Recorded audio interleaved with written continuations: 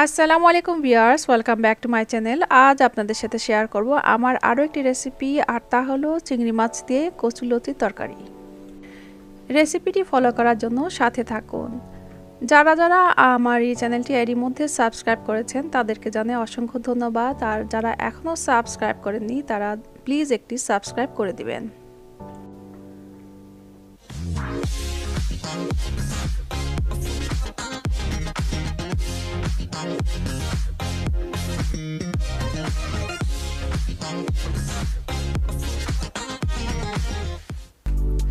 আমাদের যা কিছু লাগবে, আমি এখানে নিয়েছি 800 গ্রাম পরিমাণ ফ্রোজেন কচুরলতি।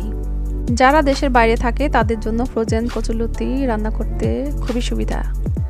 নিয়েছি আধা কাপ পরিমাণ ছোট চিংড়ি মাছ, কেটে নিয়েছি আধা কাপ পরিমাণ পেঁয়াজ কুচি, 5-6টি রসুনের কোষ, কিছু ধনেপাতা এবং কাঁচামরিচ। এবার বড় একটি প্লাস্টিকের বলে আমি এক একে ঢেলে দেব প্যাকেট থেকে লতিগুলো। তারপর নর্মাল টেম্পারেচারে ঠান্ডা পানি দিয়ে আমি 5 মিনিটের মতো ভিজিয়ে ধুয়ে নেব। এবার 1 টেবিল চামচ পরিমাণ লবণ দিয়ে মাখিয়ে রেখে দেব 5 থেকে 10 মিনিট। তারপর একটি হাঁড়িতে গরম পানি করে কচুর লতিগুলোকে আমি ধুয়ে নেব এবং একটি স্ট্রেনারে রেখে দেব যেন একদম সবগুলো পানি ঝরে যায়। আর একটি টিপস, যদি লবণ মেখে লতিটাকে আপনারা গরম পানি দিয়ে ধুয়ে নেন তাহলে আর গলা চুলকাবে না। এবার রান্নাটা শুরু করা যাক। প্রথমে একটি বড় কড়াই নিব এবং তাতে দিয়ে দিব আধা কাপ পরিমাণ রান্নার তেল। দিয়ে দিব কেটে রাখা পেঁয়াজগুলোকে আমি কিছুক্ষণ ভেজে নেব।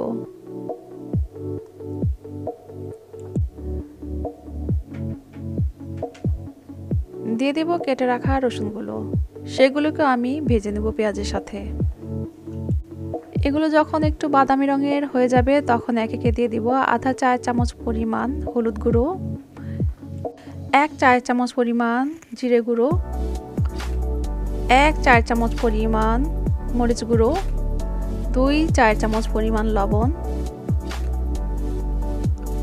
1 চা চামচ পরিমাণ আদা রসুন পেস্ট। এগুলোকে আমি কষিয়ে নিব। দিয়ে দেব একটুখানি পানি যেন মশলাগুলো পুড়ে না যায়। আর একটু কষিয়ে নিব। এবার দিয়ে দেব চিংড়ি মাছগুলো, সেগুলোকেও মশলার সাথে কষিয়ে নিব।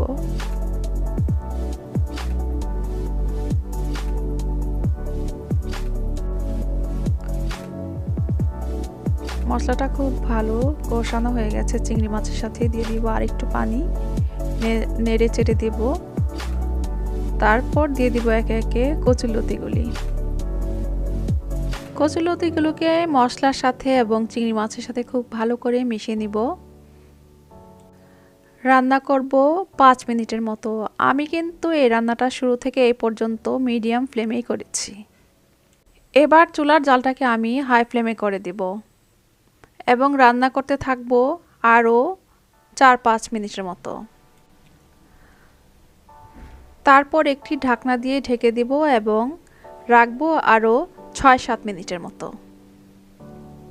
এর মধ্যে আমি 2-1 বার নেড়ে চেড়ে দিয়েছি।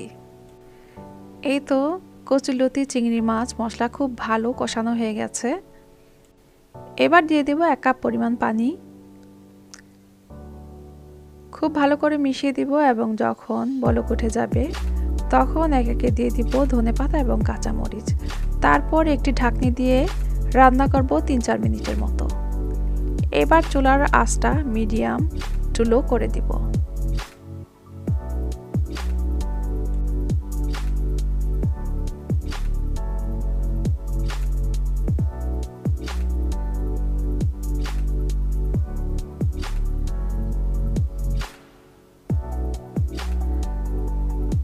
তারপর ঢাকনাটা উঠিয়ে নিব। আর এইতে হয়ে গেল খুবই সহজ এবং সুস্বাদু এই চিংড়ি লতির তরকারি।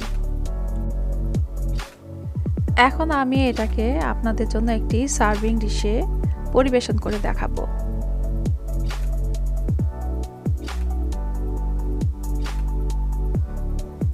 আপনাদের কাছে চিংড়ি মাছ দিয়ে কচুলতির তরকারি কেমন লাগে জানাবেন।